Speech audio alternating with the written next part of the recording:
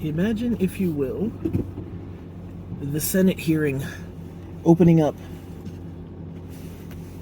on the junior programmer, the entry-level programmer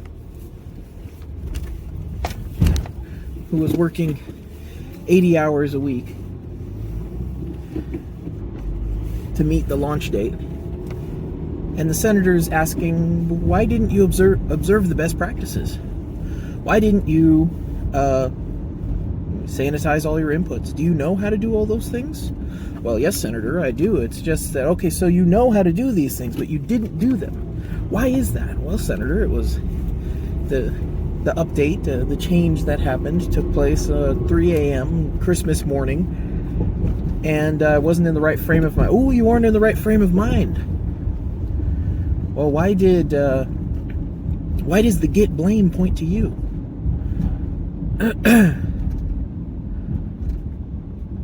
Why is the line of code that you allegedly accidentally removed, why did it cause a significant outage in our infrastructure, our country's infrastructure? Are you some type of Russian spy? Can you not see this? How much of our lives, how much of our country is run by software? Very, very important software that people software that people might live and die by, but also software that affects entire nations. Think about imagine being on a QA team, and the QA team, imagine accepting a job for a QA team, and the QA team, you kind of show up for the interview, you say you have some experience, your resume isn't that strong, but you know what, they hire you anyways, and they say they're pretty excited, almost a little rushed maybe. You get into orientation, and the orientation, there's 30 other people on the team, 30 other people coming in, and they're all going on QA. You think, that's kind of interesting. You get through the orientation, they put you in front of a computer, say, okay, so we're kind of in a crunch time right now. Here's the system that we're working on. Here's kind of how it works. There's some issues, little quirks with the QA submission software, but here's generally how it works. And you go, okay. So how big is this QA team, anyways? Oh well, it's got 40 people on it now. So is that including the 30 people that just went through orientation with me? Oh yes. Yes, we're all very busy, right? So 10 of you are going to be training all 30 of us. Oh yes, well, we're in a bit of a crunch time right now. We just need to rush through right now. And imagine being stuck in that position, and having your middle manager boss who maybe doesn't even understand what it is that you do, just understands, numbers go up, metrics not met, bar graph, chart, whatever, and says, hey, I'm going to need 50 bugs from you by tomorrow. 50 bugs? Yeah. Okay. What kind of bugs? I don't know, bugs. I need 50, okay? Okay. And you scramble and maybe stay late to get that last 50th bug. And the last 50th bug is model character model has different color when the motion blur activates. There's some type of patterning effect that takes place in the texture. It's not rendered properly. Like, okay, well, what about, I'm sorry, this is taking a little longer, but this is a matter of international news. There was a QA company that was supposedly working with CD Projekt Red that affected the outcome of, or the very negative outcome of Cyberpunk 2077. And now there's rumors that it was this QA team that was doing it. Rumors that this and rumors that that. And I don't know if you know, Cyberpunk 2077 was actually so big that the Polish government, the country's government, was investing in it or taking part in it or having say in it. It was a national thing. And you we're just hired as a junior level QA tester on this program, and why did the program fail? Why did it not do well? Well, the QA tester sent us bad work, bad bugs. They didn't send us quality bugs. Oh, sir, why didn't you develop quality bugs? Look, I was on the job for like 5 days, okay? That's not gonna fly. We're crossing that point. You know, like I said, my point about that is this software is already is an extremely important part of our lives, of our country's infrastructure. You know, talking about like oil pipelines and stuff that get hit with ransomware, allegedly, all of this stuff. It becomes, you know, the people who are just kind of barely hanging on, people who are riding on an engine full of fumes, and people who are suffering from imposter syndrome. These are the people that are writing the code that's not necessarily running our daily lives, but the code that runs our daily lives runs on those things. You know, it's like looking at log4j. The log4j vulnerability had tremendous impact across. It was probably the broadest impact of code of a bug just on general software. And at no point do you say, well, you know, why didn't you look into the log4j library? Why didn't you, as the programmer, implement this and figure it out? Why didn't you do any kind of checking on it? I kind of can't. I was on a deadline. I'm trying to get this running. Literally everyone uses this. There's absolutely no reason for me to think that as many eyeballs are on this, allegedly, that there's going to be some huge vulnerability in it. But I'm going to tell you, the most damaging impact, the largest, probably most monetarily impactful impact, was not Minecraft. Okay. I can't even begin to imagine how many, maybe billions of dollars, maybe trillions of dollars across the entire market was damaged or up for ransom or any number of things. Anything with log4j, anything, completely owned, complete remote code execution. I mean, unreal. But the point is that this is having an impact, a broad impact. Your code, whether you like it or not, is having some broad impact, whether it be on, whether it runs on systems that use your code, it runs on systems that run infrastructure, whether it runs on systems that are on publicly traded companies that you can get the SEC involved. You know, look at, Volkswagen. Volkswagen had miles per gallon, EPA violations, stuff where it was, when it was on a testing bed, it would detect it was on a testing bed, and it would adjust its emissions accordingly in order to pass the test. And then when it was off the testing bed, it would go back to normal. A middle manager didn't write that code. A CEO didn't write that code. Probably wasn't a junior level guy, maybe. I'm not sure. It's actually possible that the junior level guy, they were like, hey, so we want some code that kind of, you know, emulates, that kind of figures out what it would act like if it were on one of those testers, because we're doing some, we're just doing some testing here. We're just doing some testing. So just add that, you know, if EPA check flag, just add that in there. And well, what were you doing? Well, I was just adding code that circumvented the EPA checks. Why? Well, my boss told me to. He said it was for testing. Who's your boss again? Well, my boss is this guy, middle manager of this guy, and he's actually not my boss. I actually have 5 bosses, and he was just one of those. He's not your direct report. He didn't tell you specific. Does he have any emails where he said he was doing? Well, I don't think so. It's on the corporate emails. I'm not sure. So you wrote the code that lied to the state of California, or lied to the EPA, lied to the United States government about the emissions of this vehicle, about to the European Union about the emissions of this vehicle. Like, I was just it was my first day on the job. I was there for 5 days.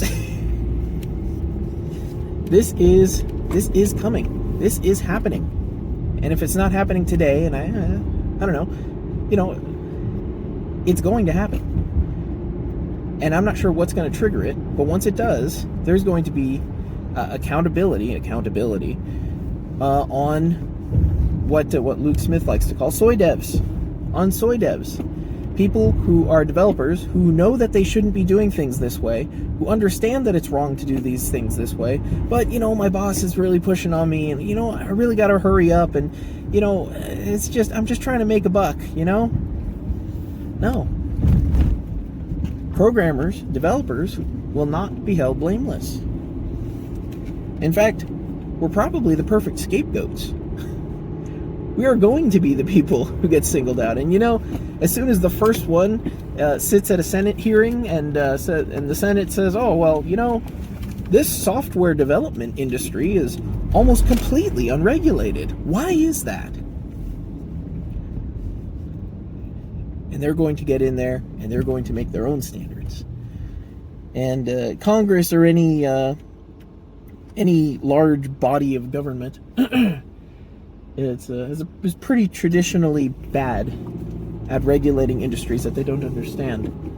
And as far as things go that people don't understand, computers and writing software is way up there. And we have to remember that not only is this an industry that's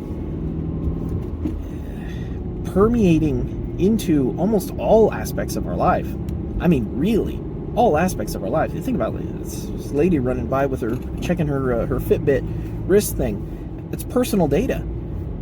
I can't even go to a website without it blasting me a banner message that pops up in front of everything that says, hey, we might remember your IP address. Please say that's okay. Please. And we're collecting this information. We're collecting biometric data, medical data even. Is this a HIPAA requirement? How is that data being stored? All of this stuff, all of it. Very significant, deep impact on so many levels of government, of privacy, of management, of infrastructure, controlling tools, dyes, machines, the industry, all of it. It's in every little corner and every little aspect, and we are. So if you want to say, hey, we're not doing that bad, you have to remember that the amount of programmers has increased like a millionfold. It's insane, the amount of, everyone's a programmer, learn to code, all of that stuff. And if you've been in the industry for any period of time, you should know that there's the standards have lowered. The people who wrote this stuff, the people who wrote TCP/IP, the people at Xerox PARC, like Alan Kay, those dudes had like 5 PhDs, okay? And they were hanging out with dudes with 10 PhDs. And they were figuring out not only what are we going to do, but they're figuring out what are the standards. How do we apply them? How do we adhere to them? And they're writing things that we use. They've written things that we use today. We are lesser sons of greater fathers of these people. These people were giants of intellect and ingenuity. People with biology degrees looking at computers and saying, how is this going to impact my user's life? How is this going to change how the person who uses this thinks? How does this change the structures that are in their brain? How does it make them change the way that they think? Doing with images makes symbols. This kind of stuff. Super high level stuff. And now we've got, Google code camps where people are just, they're turning a crank and they're churning out, a programmer machine goes burr. The quality is going down. And the stakes are going up. And there's no way to reconcile it. The only thing you can do is you, as a programmer, you and me, as a programmer, can say, Is this code that I would stand before Congress and say, yes, Senator, I wrote that. Yes, Senator, I made that decision. Yes, Senator, here's why. And we're going to need to say no, you know?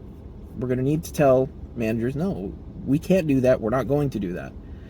And if we do that, situations will suffer, outcomes will suffer, people will suffer. People are being, generally people are being abused in the tech field because there's enough money in it, you can just kind of push on people.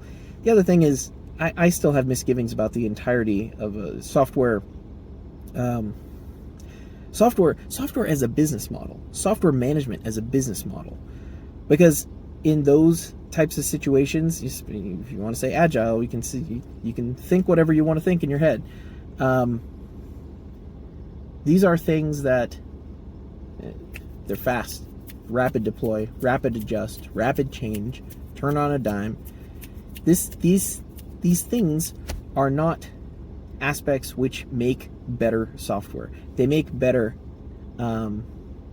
immediate results, but long term, they do not make better software. Customer, if the goal is to meet a customer requirement and get the paycheck, then yes, that's exactly what you want to do, and you'll accomplish it. But sometimes customers want dumb things, and they need to be told no.